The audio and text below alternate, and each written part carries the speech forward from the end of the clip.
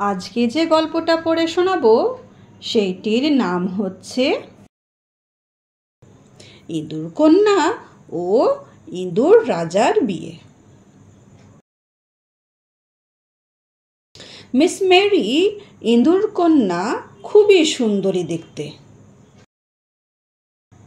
মেরির মা সবসময় মনে মনে উচ্চ আকাঙ্ক্ষা পোষণ করতেন যে তার মেয়েকে পৃথিবীর সবচেয়ে শক্তিশালী পুরুষের সাথে বিয়ে দেবেন। অনেক ভেবে চিন্তে তিনি ঠিক করলেন সূর্য দেবতাই তার মেয়ের সবচেয়ে উপযুক্ত পাত্র। এই ভেবে তিনি একদিন সূর্য দেবতার কাছে গিয়ে বিনতীভাবে বললেন, মহাশয়, আপনি পৃথিবীর সবচেয়ে শক্তিশালী পুরুষ। আমার বহুদিনের ইচ্ছা, দয়া করে আপনি যদি আমার সুন্দরী মেয়েকে বিয়ে করেন তবে আমার স্বপ্ন সার্থক হয়। সূর্য দেবতা উত্তর দিলেন, আপনি যে আমাকে আপনার মেয়ের উপযুক্ত পাত্র ভেবেছেন সেজন্য ধন্যবাদ, কিন্তু আমি তো সবচেয়ে শক্তিশালী নই। বৃষ্টির দেবতা আমার চেয়েও বেশি শক্তিশালী, কারণ সে আমাকে যে কোনো সময় মেঘের আড়ালে ঢেকে রাখতে পারে। এই কথা শুনে মা ইঁদুর বৃষ্টি দেবের কাছে গিয়ে বললেন,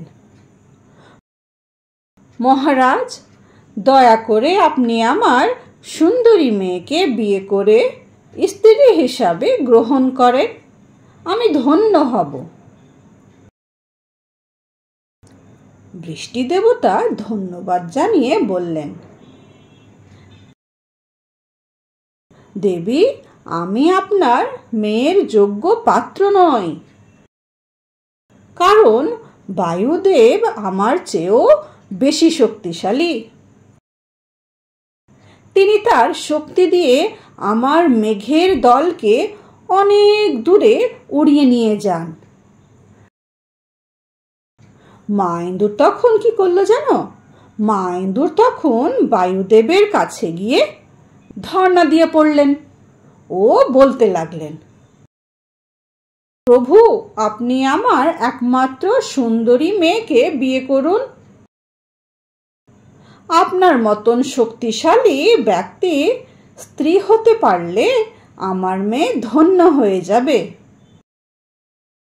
বায়ুদেবের অপ্রস্তুত হয়ে মা ইঁদুরকে ধন্যবাদ জানিয়ে বললেন, আমাকে আপনার মেয়ের যোগ্য ভাবায় আমি খুবই গর্বিত, কিন্তু মহাশয়, এই পৃথিবীতে আমি তো সবচেয়ে শক্তিশালী পুরুষ নই। আমার মতে পর্বত দেবতা হচ্ছেন এই বিশ্বের সবচেয়ে ক্ষমতাবান পুরুষ। আমি যখনই কোনো ব্যাপারে আমার সর্বশক্তি প্রয়োগ করতে যাই তখনই পর্বতরাজই আমার পথে বাধা হয়ে দাঁড়ান।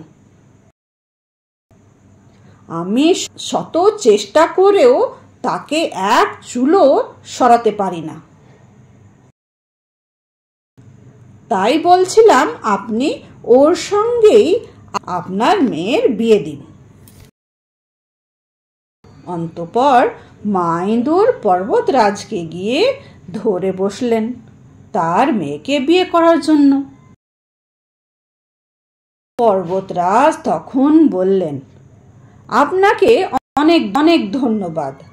আপনি যে আপনার মেয়ের জন্য আমায় উপযুক্ত পাত্র মনে করেছেন সেজন্য আমি কৃতজ্ঞ,